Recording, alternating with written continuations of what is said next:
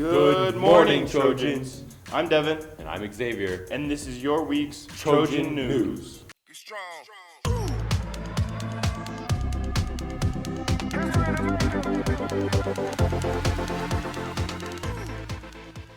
Art students are going to Italy next spring break.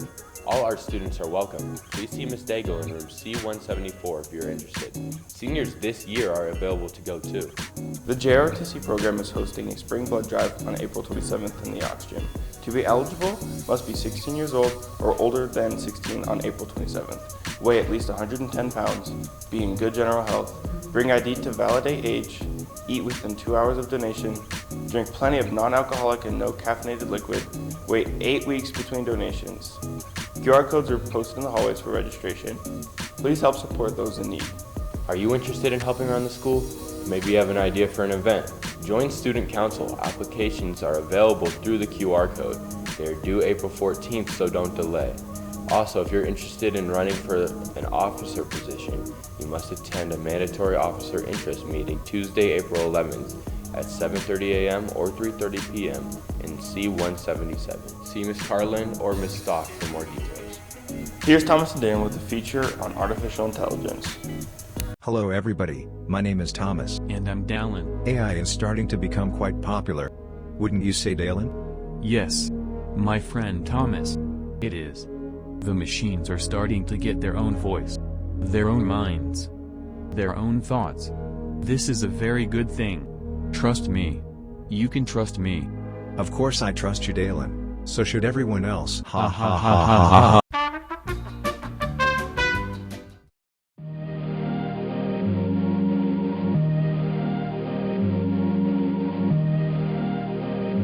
When people think of artificial intelligence, the thought of humans becoming irrelevant and machine takeover are normal firsts.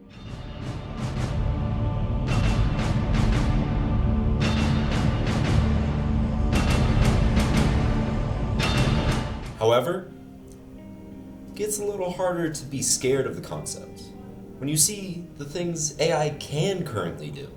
For example, these are some inspirational quotes generated by the cunning Inspirobot.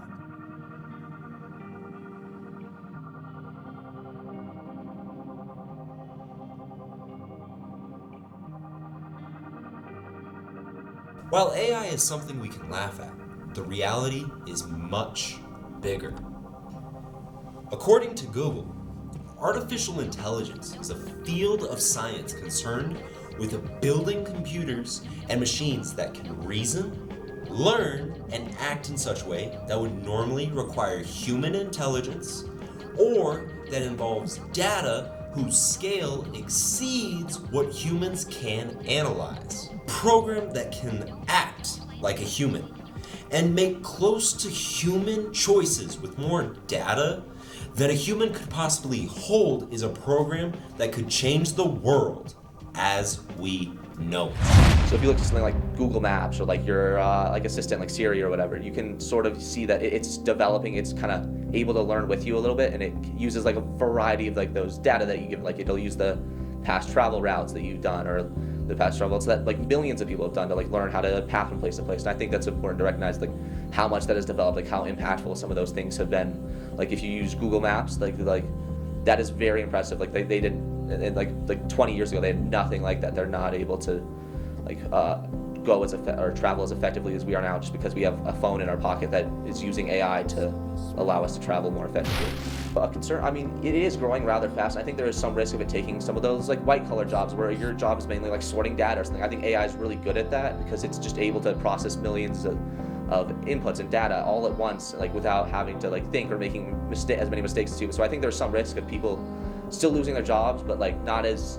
But I think there's also a chance it'll create new jobs, which is part of the like a benefit. It'll still create new fields of work. Like you'll be able to work on AI, or you'll be the one who creates that data for AI. And I think that there's some benefit to that as well. So I think that's it's very close. Like right now, it's kind of hard to tell because I think it's still recognizably like when something's created by AI. If you look like ChatGPT or something, you can still recognize that it's probably written by a robot. But I think like 20, 30 years, you can probably won't be able to tell if something's written by. I think it'll probably be able to pass. The point where a machine can pass as a human is known as the Turing test. named after a very smart English guy. Passing this test is what is making the ChatGPT a modern menace in the education system. It is what makes, say, a generated paper passable as student written. This is already here in @Fountain Fort Carson. A couple months ago, I sent a notice out to the teachers about artificial intelligence. Really, because I saw a student, not to name names, but his name is Micah. He was writing an essay for his Modern History of Warfare class. And when I say writing, I mean he asked ChatGPT a question and then ChatGPT spit out, obviously, a solid essay. Like, writing is not just putting words on a page to get an assignment done. Writing is a demonstration of your ability to think critically and to make an argument and to interpret evidence and interpret facts. And so that's a much more relevant skill outside of just putting words on paper to turn something into grade. That's why teachers have to write. ChatGPT, oh my God, is already turning out papers that are at least, if not better, than what the average undergrad is doing. And I mean, that's saying something. I think education has changed from, and I mean, this is much bigger of a question and a conversation, but I think education has changed from a way to, or it's no longer seen as a way to really improve your standing in life, or to become something better than your parents were, or to improve your standard of living. I think there's not a whole lot of hope for the future among young people, and that's like what's kind of coming through in education. Like, why am I here if I'm just going to be working at Loaf and Jug, you know? Or why am I here if my job is just going to be automated away?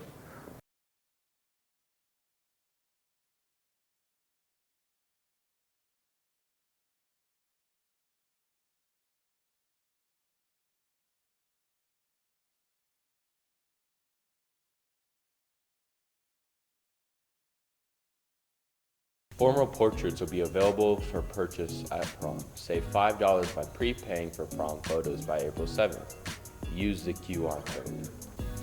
Attention juniors and seniors, prom will take place this Saturday, April 8th at the Doubletree Hotel by the World Arena. Tickets will be $60 per person and include admission to after prom. Tickets are on sale Friday, April 7th. Tickets will be sold during all 4 lunches. Tickets must be purchased in advance. No tickets will be sold at the door. Up next, Ryan with sports. Good morning, Trojans. I'm Ryan, and welcome back to another Trojan Sports Rundown segment. First off, we would like to give a huge shout out to the JROTC team. The rifle team won the 2023 U.S. Army JROTC Service National Championship at Camp Perry, Ohio. Seniors Courtney Allison with Tahira Williams, along with juniors Caden Kavanaugh and Kaya Leptrone, represented our school and community professionally through the entire competition. Courtney Allison also earned her National Distinguished Badge for Excellence in Competitive Marksmanship. Congratulations to the team. On Monday the 10th, the boys JV and varsity volleyball teams have away games at Coronado High School. JV is at 4, varsity is at 5. Next, we have an action-packed Tuesday. The C team and varsity baseball teams have games against Pine Creek at 4 p.m. C team is away and varsity is at home. Next, all 3 girls soccer teams have games. C team is at 4 p.m. at home against Manitou High. JV and varsity are away at Harrison High School. JV plays at 4 and varsity is at 6. The boys varsity swim and dive team have a home duel against Liberty that starts at 5 p.m. Lastly, the JV and varsity girls tennis teams have matches against Pine Creek. JV is away and varsity is at home. Both teams start at 4 p.m. On Wednesday, the girls golf team have a match at the Cheyenne Shadows Golf Course at 3 p.m. Next, the girls JV team have a home match at 4 p.m. against Falcon.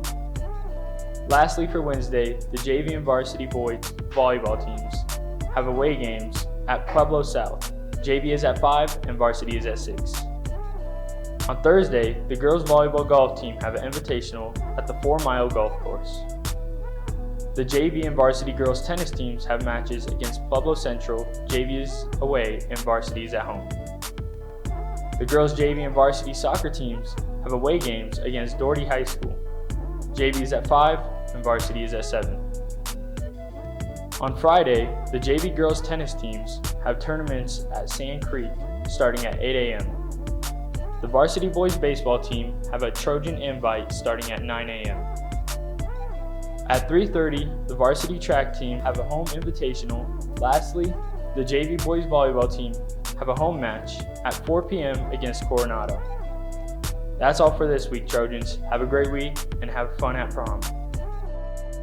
All members and new inductees, Spanish National Honor Society, will have a meeting on Thursday, April 6th in room C270. This meeting is required if you've been invited to be inducted this year. Please talk to Profe Shaner if you have any questions. Fountain for Carson will be hosting its last Saturday optional SAT May 6th. Registration will be due by April 7, 2023 on the College Board website. This is the last opportunity to improve your SAT score this year. Remember, SAT scores are used to determine scholarships and placement in certain college classes. If you have questions, please see Ms. Carland at C180 or email ecarland@fca.org. And that's it for this week, Trojans.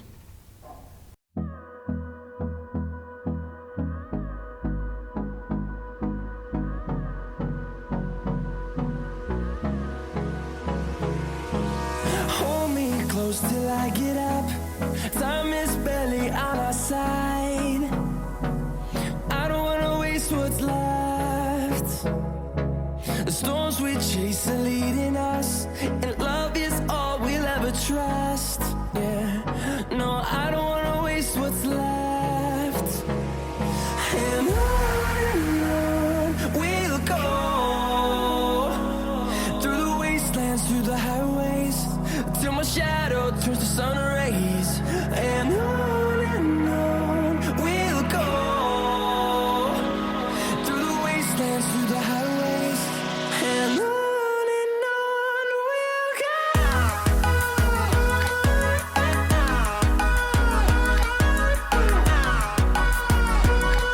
That's it for this week. And that's it for this week, Trojans. You ready? 3,